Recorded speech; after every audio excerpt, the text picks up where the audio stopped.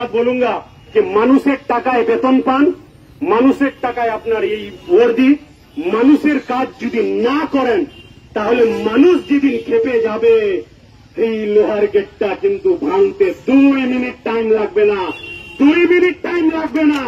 আপনাদের একটা কথা আরো বলে দিই, আমার তো লজ্জা হয়, আপনারা আগে যারা 2011 আগে চাকরি পেয়েছেন তারা সেলুট দিতেন কাকে?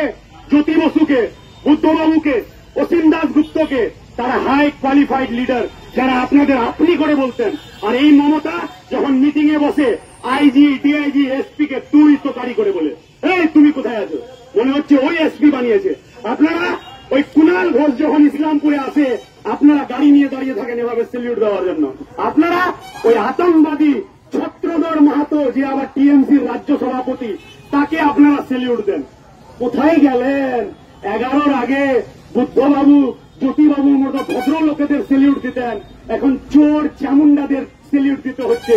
আর তারাই আবার অনুব্রত মণ্ডলের কথাটা না বলে পারলাম না, কিরকম খিস্তি দিয়েছিল ওই রেকর্ডিংটা আপনারা শুনবেন। যেদিন আপনার ঠান্ডা হয়ে যাবে না, বেশি তৃণমূলের তাবেদারি করতে ইচ্ছা করবে, সেদিন একটু অনুব্রত মণ্ডলের ওই রেকর্ডিংটা শুনবেন, হয়তোবা আপনাদের বিবেক জেগে যাবে। এক বাত বল দেতা হুঁ, इसके बाद एकदम ओपन এই ঝান্ডাটা লাগিয়েছি থানার উপরে। যদি সংসদ খুঁজে না পেয়ে গেল, যদি ধর্ষণের বিচার না হলো, যদি শিশু তামান্না না হলো, এর পরের ঝান্ডাটা ওই ভিতরের চেম্বারে লাগাবো। এটুকুই বলে সাবধান করে কথা শেষ করছি। ইনকলাব জিন্দাবাদ, সিপিআইএম জিন্দাবাদ।